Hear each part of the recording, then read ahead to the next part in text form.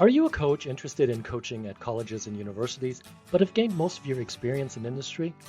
Maybe you already have a potential client at an institution and you're unsure about the environment you're getting into. And even if you're an experienced higher ed coach or recovering academic like myself, you're sure to find some helpful nuggets and insights that will enhance your practice in this presentation on all things coaching in higher education.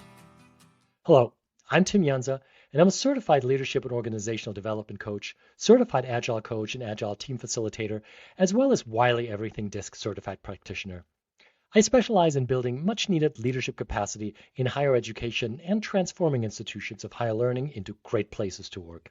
I have spent most of my career serving colleges and universities in various capacities, both in faculty and staff roles, and I feel privileged to have gained some profound insights into the higher education enterprise by working with and learning from some amazing leaders. On the flip side, I have also experienced the, let's call it dark side, of what can happen when poor leadership is embedded in a system that is often a dinosaur, especially as far as managerial and organizational structures are concerned. So what I'll be sharing here is based on years of observing, living, thriving, and surviving in higher education as a student, faculty member, and staff administrator. To give you a sense of what we'll cover in this episode, here are the main sections we'll discuss. First, let's answer an important question. What is it that makes colleges and universities different and somewhat unique organizations that are often puzzling to people from the outside, especially for those who come from industry? Next, we'll spend a few minutes exploring several challenges specific to the higher education enterprise that are generally not found in other industries. Afterward, we'll discuss coaching specifically in the context of higher education. As you may know, coaching is generally not very well established in higher ed. I believe, however, that it has the potential to be much more impactful than most of the leadership and organizational development mechanisms that are currently in place at many institutions. And I'll explain how I reached this conclusion. While the challenges in higher ed are somewhat different than those in other industries, there is, of course, a lot of overlap with more traditional business or executive coaching. To provide some more background, I will outline a few coaching topics that I've come across over the years that are particularly relevant for colleges and universities. And finally, I'll summarize a couple of key takeaways and provide some areas where we, as coaches in particular, can have a real, tangible, positive, and sustainable impact on a client institution. So how can we transform higher education through coaching and create crucial agile structures and mindsets along the way that enable institutions to respond meaningfully to change rather than react in ways that may do more harm than good?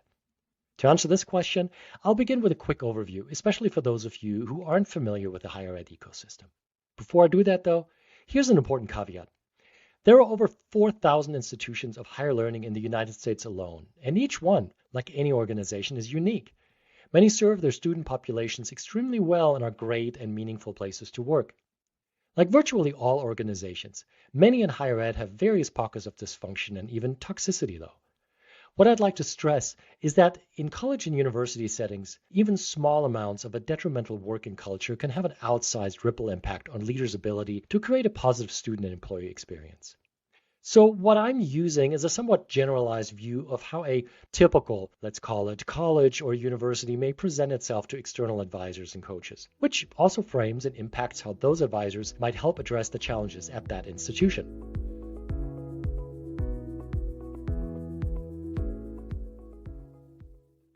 Let's imagine for a second you're standing on a lovely university or college campus, something that many of you have already experienced earlier in your lives. At first glance, the building's facades give the impression of this institution as a clean, established, and smoothly running temple of knowledge and innovation. You see students, perhaps like you once, buzzing around, apparently living their best lives and growing as future leaders, citizens, and change makers. Organizationally, you may expect a flat hierarchy and a humming, interconnected knowledge ecosystem. It's university, after all. But once you look behind the facade, you will slowly begin to see some quirky things you may not have expected. There's a reason why I asked the AI generator that created the title image for this podcast to use grain silos.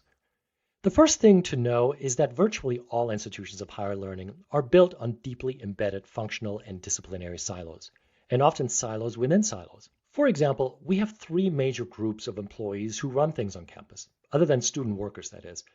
There are faculty in charge of teaching and/or research, professional staff with a wide range of responsibilities, Well, and then there's what many, unfortunately, see as the boogeyman, the upper administration. And within each of these groups, you have disciplinary factions. You have people with different ranks, functions, and at times conflicting priorities. There are layers upon layers of complexity. Unfortunately, members of these groups often don't talk to or speak like each other.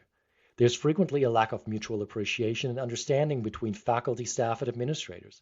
I sometimes refer to these groups as castes, like the ones found in traditional Indian social hierarchies. I know caste is a very strong word, but I have found it to reflect the realities in many institutions accurately.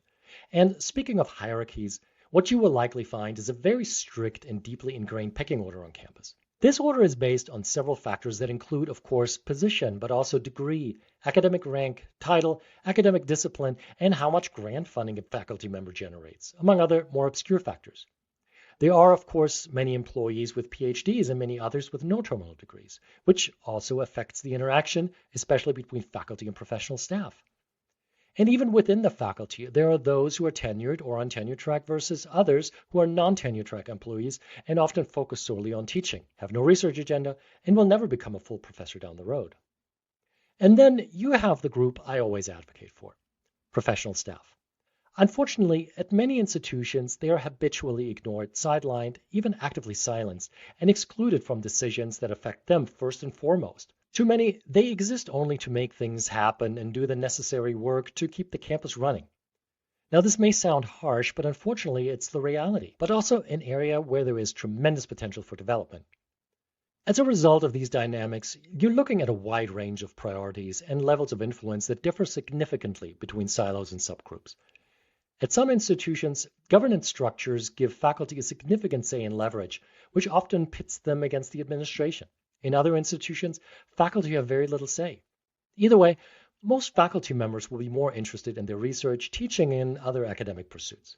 The administration, on the other hand, is primarily concerned with strategy, the business of running a college or university, securing funding, allocating resources, managing stakeholder relations, and maintaining the institution's public image. By now, I'm sure you see how the priorities of faculty, staff, and upper administrators often don't seem to align, and at times even clash openly.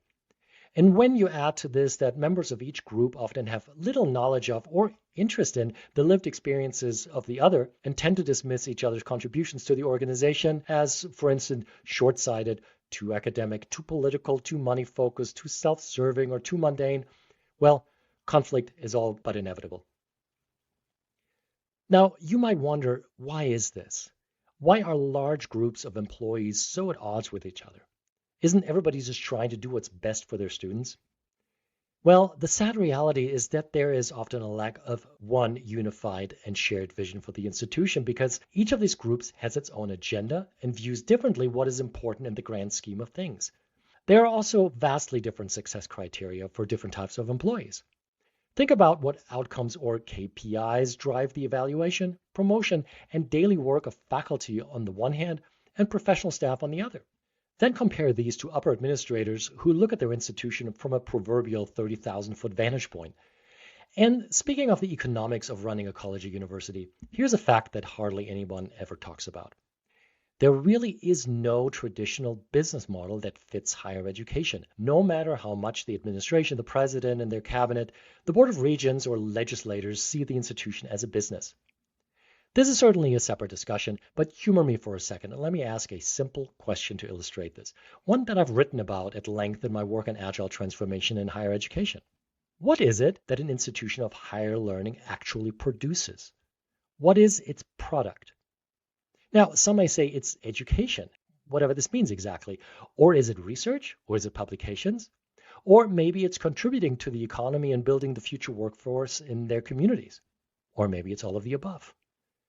If you ask a professor, for instance, the answer may well depend on whether they're on the teaching or research track in their specific discipline, such as STEM, the humanities, the arts, business, etc. And if you ask a staff member, then educational or research outcomes may not be top of mind at all. Their concerns probably center on the administrative or physical work that they do, HR, business services, departmental administration, maintenance, food service, or keeping the transportation infrastructure clean and running. Intertwined with what matters to whom on campus are questions of funding, at times highly problematic financial allocation models, and resource scarcity, whether real or perceived. When achieving what matters requires money and people believe there's little to go around, fighting over limited resources can get vicious. Also, within the academic enterprise, there's often already considerable competition among faculty researchers in their departments. Some institutions, depending on how they are led, actually foster and stoke competition across all units and division on campus to see who comes out on top and then decide who gets what size of the funding pie. This certainly may work in industry, but I have yet to see a case where this approach is actually useful in education. So, what's the result of all this?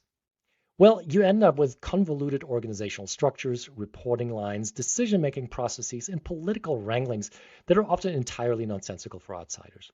And they also present obstacles to organizational adaptation, innovation, and the institution's capacity to respond to a constantly changing social, political, and technological landscape. In the end, what this means is that higher education institutions are often extremely slow to enact meaningful and sustainable change. For instance, I'm puzzled by the fact that many institutions still engage in creating 10-year strategic plans that may take a year or so to write before they even launch. In this day and age, 10 years might as well be a century. I think about how the rise of artificial intelligence since the release of ChatGPT in the fall of 2023 has completely uprooted how we work, how we acquire and digest knowledge, how we find and apply for jobs, and how we decide on what skills to build so we can be prepared for the future. Or how in the late 1990s, the internet changed everything. In the 2020s and beyond, leaders simply cannot anticipate what's going to happen even 2 or 3 years from now, let alone 10. So why don't institutions just switch to creating more agile short-term plans?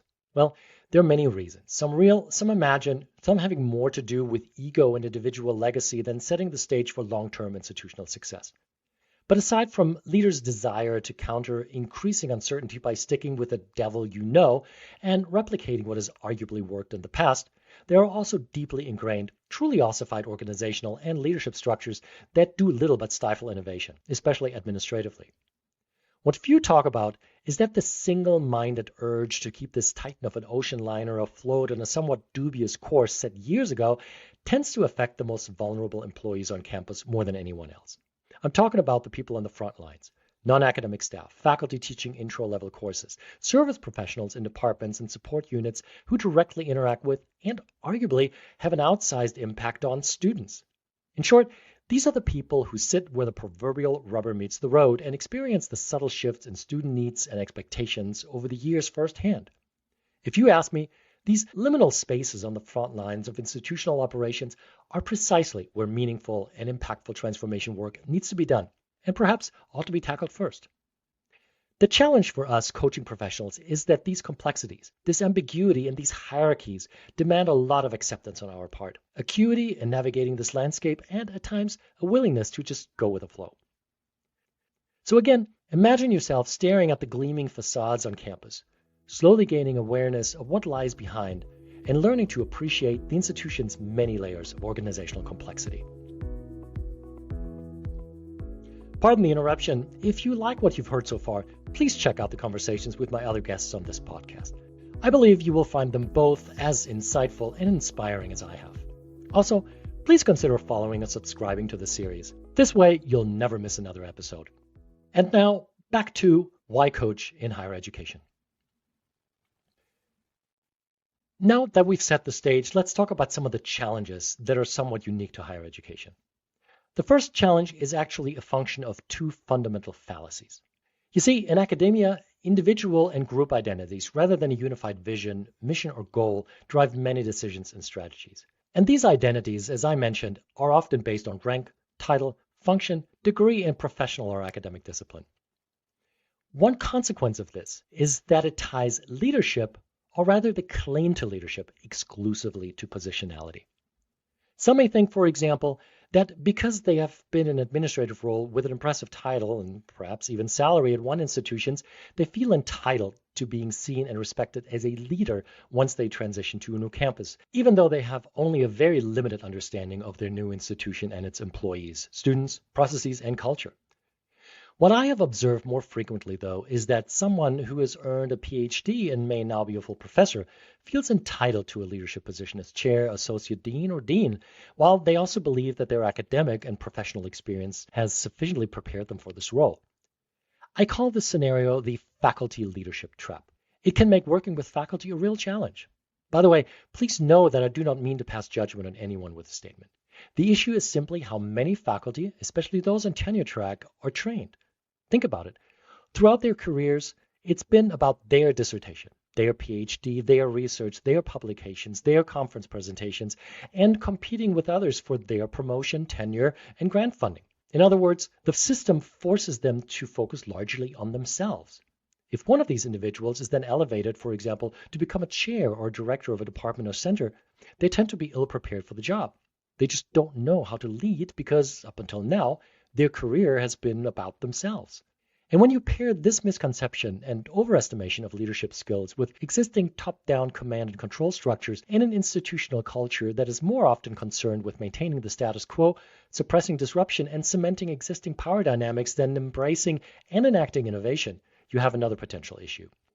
I have found that because those already in power decide who is worthy of, or at least entitled to further development, again, based on rank, title, degree, discipline, function, etc., those employees who are already marginalized, in particular professional and hourly staff who generally don't possess higher degrees, or adjunct faculty who teach the vast majority of intro-level classes, they never stand a chance to advance or grow beyond their current position or have a tangible or purposeful impact on the future of their institution. And here's another inconvenient but important truth. Because higher ed leaders' sense of identity is so tightly interwoven with power dynamics, hierarchies, and positionality, faculty and staff who may demonstrate competence, knowledge, and skill beyond that of the leader, who question the way things are and refuse to buy into accepted dogma, are more often than not seen as a threat and may find themselves ghosted or actively sidelined. Needless to say, the kind of innovative momentum these people could potentially bring simply evaporates. In the end, the glacial speed at which change already happens in higher education becomes a self-fulfilling prophecy. And whatever or whoever is needed to make the institution more agile and responsive to change never gets asked to step up. And many of the affected staff and faculty members simply end up leaving the campus and taking all the institutional knowledge they have accumulated over many years with them. The second fallacy I have come across again and again is the misconception that our colleges and universities are de facto machines instead of the complex, adaptive, human-driven ecosystems they really are. In this day and age, it's hard to imagine why leaders would still embrace a viewpoint that's rooted in the age of scientific management of the early 20th century, where the worth of an employee was determined by their limited function and their ability to do rote and repetitive tasks quickly and error-free. But when you think about this question in the context of higher education, it somewhat makes sense. There is a fascinating confluence of two overlapping and mutually reinforcing mindsets that many leaders, especially those who have emerged from the faculty, are intimately familiar with. First, there is this deeply ingrained, structured, and logic-based criticality that drives faculty researchers to always question, analyze, and strive to find the weak link in an argument, process, or system. The foundational assumption here is that there must be a rational answer and solution to every problem. Irrational causes, driven by emotion, aspirations, or fear, have no place and are considered irrelevant. The second mindset is one that any administrator in today's neoliberal university Inc. knows all too well. Education is a business. There is a bottom line, and there are quantitative metrics that determine and govern everything the institution and the people who work there do. The assumption here is that if something can't be measured and expressed in numbers, it doesn't matter. Unfortunately, not only is education itself not measurable in quantitative terms, the result of this way of thinking is also that many leaders tend to forget about, or at least discount, what, or rather who, lies at the very heart of their institution, and that's people. And people are, by nature, often irrational, have a multitude of lived experiences, preferences, perspectives, and aspirations, and forge interpersonal relationships with one another across the organization that, in a crisis, may prove stronger than established processes or rules. When you put these two mindsets together, it is no wonder that for so many higher ed leaders, structure, process, and an individual's function are still much more important than relationships and those many intangibles of a living, breathing human ecosystem. In the end, for many, it's so much easier to adopt the view of the system as a sort of machine where cause and effect are easily determined and problems can be fixed. Now, thinking of organizations as machines brings us to the next challenge. If our institutions can, in fact, be fixed by, say, simply replacing a squeaky wheel in the form of an employee who doesn't fall in line and wants to innovate, then leadership in a contemporary 21st century sense is much less important than functional authority and expertise.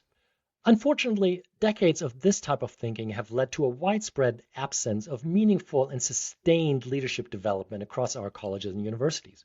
Remember, title, degree, and rank often determine someone's suitability as a leader rather than proven relational skills and the ability to influence others to achieve a common goal, mission, or vision. So why spend precious resources on building leadership skills and capacity and create a pipeline of skilled and respected future leaders? As I stressed at the beginning, some institutions have fantastic programs that foster leadership among employees of different rank, titles, and functions holistically, strategically, and long-term across campus. In short, they do a fantastic job taking care of their people. But let's be honest, the vast majority of leadership development programs are one-offs, generally run as part of some short-lived HR initiative or accreditation scheme. These are often short-term trainings or workshops with little to no follow-up. In the end, many of these programs are simply ineffective and exist only to check boxes. And those programs that actually do build some form of mentionable leadership capacity are often rooted in outdated concepts of leadership, because leadership, as we have seen, is a function of positionality, command and control, and maintaining the air of competence. And when those who have worked their way up through an already broken system select and train the next generation, chances are that those burgeoning new leaders won't be doing things differently than those who came before them. I asked the question earlier, what product higher education institutions actually generate? Now, this is perhaps a good time to talk about how higher ed's traditional core missions often clash with the pressures and expectations of politicians, industry, and society at large.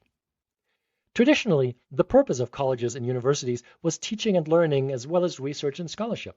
And then, a little later, came the whole idea of service to society. What has been dominating for years, however, is that many today see the purpose and usefulness of tertiary education through the lens of a fourth mission, and that is economic development, and, in my opinion, a somewhat myopic and single-minded focus on preparing students for future careers, instead of providing learners with opportunities to explore and discover unfamiliar ways of knowing, being, and expressing themselves as a member of a global society, which is what institutes of higher learning were designed to do. What drives much of the debate over higher education these days is, again, a conflict between different stakeholder priorities and expectations. You have students and their families, faculty, administrators, staff, the community at large, industry representatives, and politicians, each with their own set of goals and outcomes. And then add to the mix tremendous financial strain on institutions and their students, funding pressures, and resource scarcity. The reason I'm mentioning all this is that service providers, especially coaches and other external advisors who engage with higher ed institutions, will likely encounter a wide range of emotions, opinions, and perceptions around funding and resources. This discourse is part of the DNA of virtually all institutions. Now, given all this, the second to last challenge may come as no surprise. Higher education used to be, and to some extent still is, a fascinating and uniquely diverse field to work in. But employer priorities, especially since COVID, have changed tremendously. Where people used to be content being part of and playing a small part in a larger mission-driven enterprise with great public recognition, they now demand greater autonomy and purpose. They want opportunities to work from home and find more meaning in their jobs. They want a deeper connection to what they do. They want to find deeper fulfillment in avenues to learn, grow, and advance. This shift is partially driven by post-pandemic changes in how society perceives work in general, but another part is the generational and overall demographic shift. Younger people expect different forms of engagement with their colleagues, employers, and work overall. They crave flatter hierarchies, more flexible, project-based assignment, and more say in how they design their careers. As you can imagine, many colleges and universities are currently not equipped or frankly even willing to create the kinds of environments that both younger and more established employees now demand. Granted, some of these demands are over the top and would make it impossible to maintain a professional atmosphere where work actually gets done efficiently and on time. But unless institutions adapt to employees' expectations of what makes a desirable working environment, the trend of higher and higher turnover and more people leaving higher education either to advance or to seek greener pastures and find more meaning in what they do, will continue and probably get even worse. And this brings me to the final challenge. As you can see, higher ed is rife with both massive systemic obstacles and tremendous opportunities. There is a hurdle, though, that's tough to overcome for many of us in the coaching profession. You see, at the lower to middle level of most institutions, and here we're talking about academic departments, service units, and college level offices, coaching is generally and still viewed as a punitive intervention mechanism for employees in trouble. Unfortunately, this directly impacts coaches who work predominantly with faculty and may themselves not have faculty experience or advanced degrees. Not only may their clients already feel defensive about being selected for coaching, but it is also helpful to remember that due to academic competition, these designated leaders may have experienced little psychological safety in their careers. Coaches may therefore encounter an initial lack of trust and a client's willingness or ability to open up, be honest with and about themselves, and be receptive to the kind of service the coach provides. So there may be some extra work that needs to be done before higher ed coaches can really get to work with their clients. In any event, I hope going over these challenges gives you a better idea of the multi-level complexities we're facing when we're talking about coaching in higher education.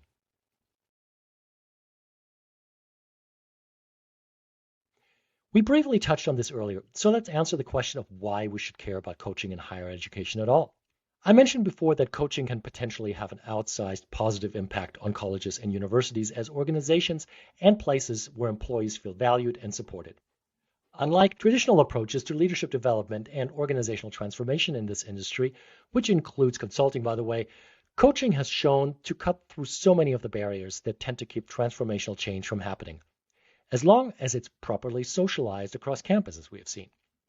Now, we already discussed how professional identity and positionality determines someone's claim to, and their sometimes inflated self-perception of leadership competence due to, for instance, academic achievement or degree attainment. In this environment, external advisors, especially those without a strong academic background, often come in guns blazing with a catalog of suggestions and strategies, and then expect leaders to simply accept and implement these recommendations. Needless to say, they're fighting an uphill battle in their attempt to effect change. Without knowing it, they undermine a leader's sense of being in the know, being competent in what they do, and being in control, which, in effect, attacks their identity as a leader. This is a dynamic that many advisors and consultants are blissfully unaware of, until they wonder why their work has only a negligible effect or is rejected right off the bat. What this boils down to is that most directive approaches and quick fixes just don't work, because on the surface at least, they do little more than undermine employees' identities and question their competence. The second reason why I believe coaching is the most effective way to bring lasting positive change in higher ed is, as we have seen, the sheer level of organizational complexity. When you wish to transform a system where the psychology of potential change makers is just as important to consider as processes and chains of command, you need a long, or at least longer-term, non-directive approach to nudge the system in the desired direction. And the way you achieve this is one person or perhaps one team at a time, and by helping our clients achieve personal and professional goals that also align with their units, the colleges, and their institution's priorities. It's important to achieve such an alignment if we wish to gradually affect institutions as a whole. This, of course, takes time, a strategic investment, and a careful calibration in goal setting during the discovery phase of any engagement. When done right, though, coaching can quickly address a core challenge for many colleges and universities today: employee turnover and attrition. Remember, the more complex an organization, the more important it is to keep those employees who have the most knowledge about how the place actually works. And despite what many administrators believe, that expertise lies not with the members of the president's cabinet, but often with the poorly compensated folks in the departments and campus support offices. They not only know how to get stuff done, they're also the ones with their fingers on the pulse of the institution.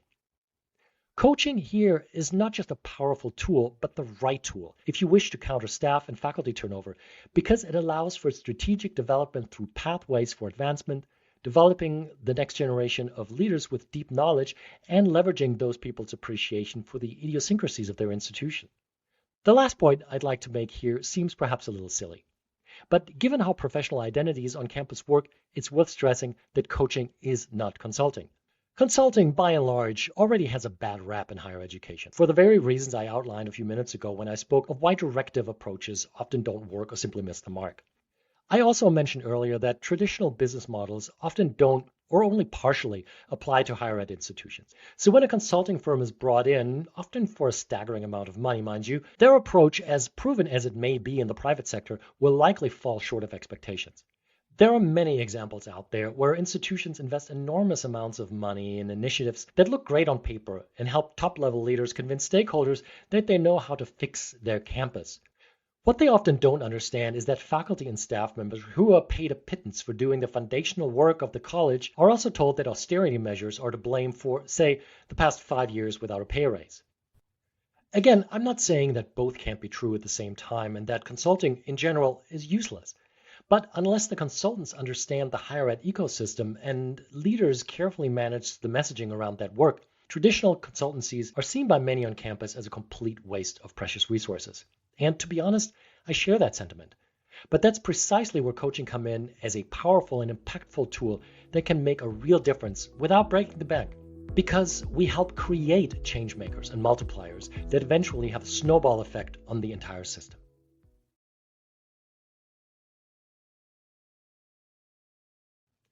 To start wrapping things up, let's discuss a few topics that drive the work of higher education coaches, but will also resonate with those more familiar with traditional business coaching. The first one is building the knowledge, skills, and capacity for what is, in effect, contemporary leadership. What that is exactly needs to be the topic for a different discussion. Let's just say that I believe that consultant and author Aaron Dignan summarized it best in his 2019 book, Brave New Work, where he outlined two pillars, mindsets really, that drive today's evolutionary organizations. Being, as he coined it, complexity conscious and people positive. In other words, it's being aware of an organization not as a machine, but as a complex, adaptive, living, breathing organism, and embracing the belief that people not only want to contribute in a meaningful and purposeful way by doing the best work they possibly can, but that they also want to continue to grow, learn, and thrive. Building capacity in leaders to embrace that kind of way of thinking is what we as coaches are particularly well positioned to do. The second topic is driving, creating, and leading change, and knowing the difference between those three.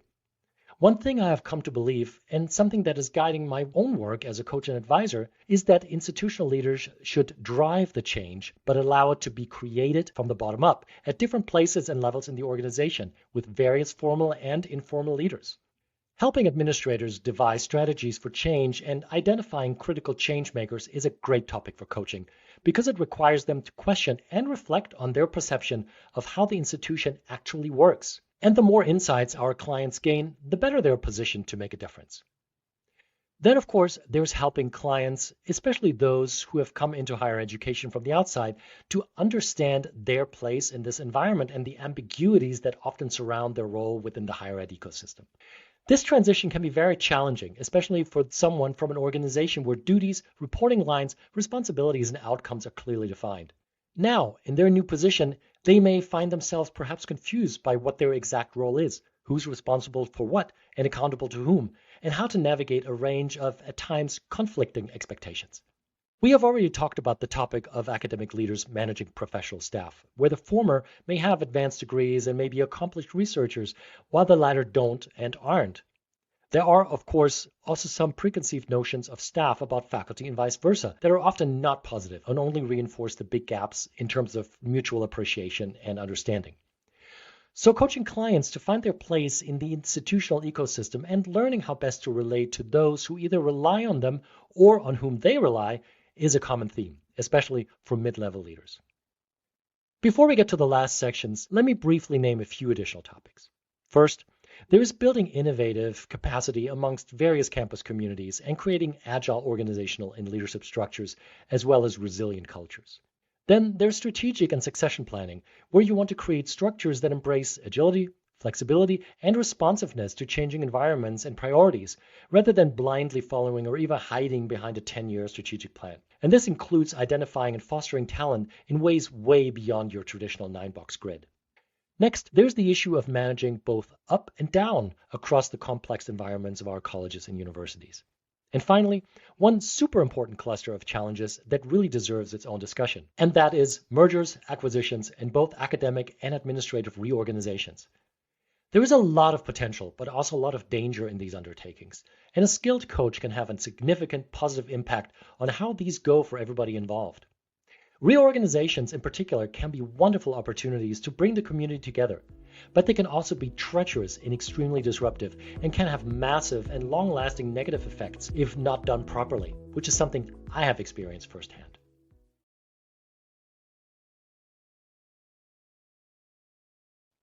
To wrap up this presentation, I'd like to leave you with a few key takeaways that I hope encompass most of what we discussed here today. I would also like to issue a call to action or two that can help to get some meaningful transformation started. First, I explained how higher ed institutions are often very slow to respond to enact meaningful and sustainable change. Our job as coaches is to help them become more agile and to activate and leverage the tremendous potential of knowledge, skills, and expertise that is already embedded in their organization. One visible leadership behavior, for instance, is that institutional leaders informally seek out and genuinely ask questions of staff members in departments and frontline service units so that they can better understand what is happening on the ground, how decisions from higher up are being perceived, and what students are saying. On a side note, this of course requires humility on the leader's side and a high level of psychological safety amongst the staff, and both are often uncommon. If neither exist, then working on slowly shifting the culture of communication, collaboration, and empowerment may be the first step. I invite you to help clients see how much knowledge and innovative potential there is across the board and help them appreciate who really knows how things work, don't work, and how to improve them. Next, I invite you to help leaders understand their institutions not as machines that can be fixed or forced to bend to a leader's will, but as complex, adaptive organizational ecosystems that need to be nudged in the desired direction. Now, don't get me wrong, you can, of course, force a system to bend by decree, but the chances of that change lasting or being accepted long-term are slim to none. And finally, let's find a way to dispel the image of coaching as a punitive intervention for employees in trouble. Coaching is a boon, a valuable benefit, something that sets clients up for long-term success by investing in and further developing their skills. I'd like to close by repeating that higher education has tremendous potential and a surprising plethora of opportunities for coaches to make a real difference. It's not an easy space to be in. Working with and within higher ed requires at least some foundational knowledge and appreciation for how colleges and universities work and where many of the most pressing pain points can be found. I think in the end, we as coaches can affect not only how these organizations are run, but also how they educate their students and serve society at large. In fact, I'm convinced that we can help institutions model what a modern, people-centered workplace that embraces and values diversity and complexity can be. One that brings together and empowers a wide range of stakeholders on campus, irrespective of rank and title. And one that leverages this diversity and draws on the knowledge, wisdom, experience, and expertise amongst its employees. I'm an educator at heart, and maybe too much of an idealist, and perhaps a little naive in many ways. But I've found that working in higher education as a coach is truly meaningful. I hope I have convinced you of the tremendous impact coaching can have on the long-term well-being of institutions and the people who work there as well.